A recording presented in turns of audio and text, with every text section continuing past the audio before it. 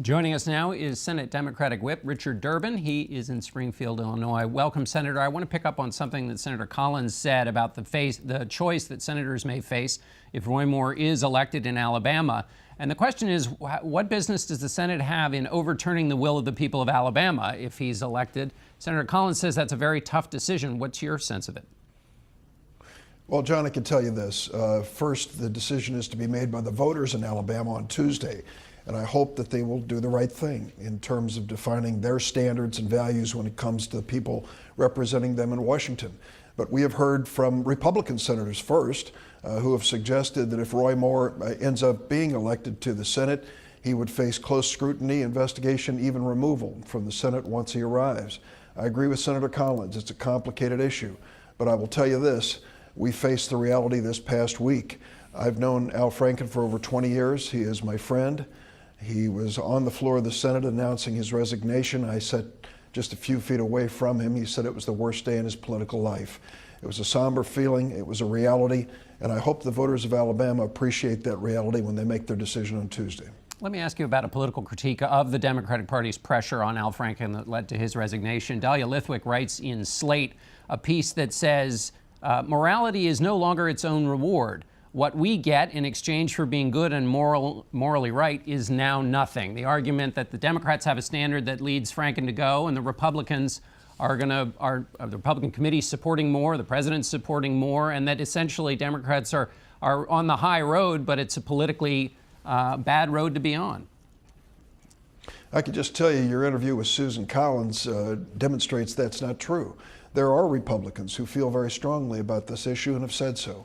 And I think if more do, then we can establish a national standard, not a partisan standard, when it comes to the future of relationships with women.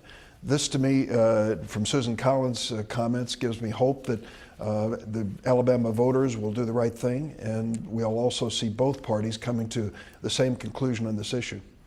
A final question on this, Senator. There's a criticism that that Al Franken was pressured not just because of the specific facts of the case, but Democrats wanted to look good in comparison to Republicans. What's your response? I can tell you it was a painful process because of our personal friendships and relationships with Al and his family. There was no political calculation in here. It was just a painful moment when we made a decision, move forward on the Democratic side. I hope the Republicans will face that reality as well. On taxes, Senator, what can Democrats do? This is moving into the conference committee, and Republicans have the votes to pass it. What are Democrats going to do? Well, it did pass the Senate. There was only one Republican Senator, Bob Corker, who voted no. Susan Collins made it clear she's still waiting before she makes her final decision. I think others are in the same position. Jeff Flake, for example, from Arizona, made it clear that bringing up this issue about DACA and the Dreamers is critical to his vote when it comes to tax. So I can't assume where the Republicans will end, but they have an awful lot to accomplish in a very short period of time.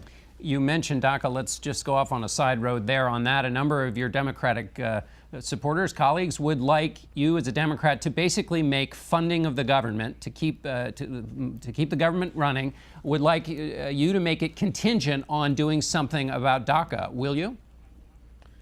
Well, I can tell you this, we don't want to see the government shut down. We want to move forward in a bipartisan fashion to solve our problems. We believe that DACA is central. The president is the one who made this the issue. September the 5th, he eliminated the DACA program and put in doubt the future of over 780,000 people in America. And we want to get this done and accomplished. 34 Republicans in the House came out last week and said, do it before the end of the year. Senate Republicans have said the same thing. Lisa Murkowski yesterday tweeted that her Christmas wish, her greatest Christmas wish, is to see this done, DACA and the Dreamer issue resolved this calendar year. It is within the power of the Republicans to get this done and to put together a package that we can pass.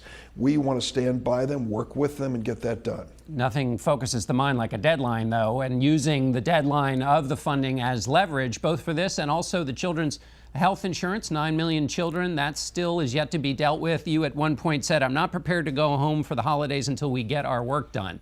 That suggests a little bit of use of this funding as a deadline, but are you really going to go that far?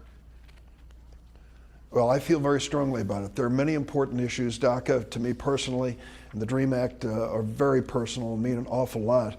But when we're talking about funding our government, providing the resources and programs that many income families use across America, dealing with the opioid crisis, making certain that we take care of our veterans, making certain that we have the money for biomedical research. These are part of the conversation and part of the dialogue as we close down this budget. It is up to the Republicans to make a decision about what we will do. Fine. I think we can get this done right. Final question, Senator. You're on the Judiciary Committee. There have been some questions raised about inspectors, people working for the special counsel, one of whom sent disparaging texts about the president, and then another who went to Hillary Clinton's victory party and also praised blocking the president's travel ban. How big of a deal do you think this is, that these questions are being raised? Let me say at the outset, I have the highest confidence in Bob Mueller.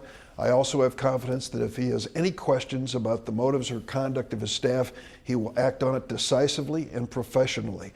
He is moving forward on this investigation. I trust him. If there is something that went wrong in terms of the staffing, I trust him to take care of it. All right, Senator, that's it. We're out of time. Thanks so much for being with us, and we'll be right back in a moment. Stay with us.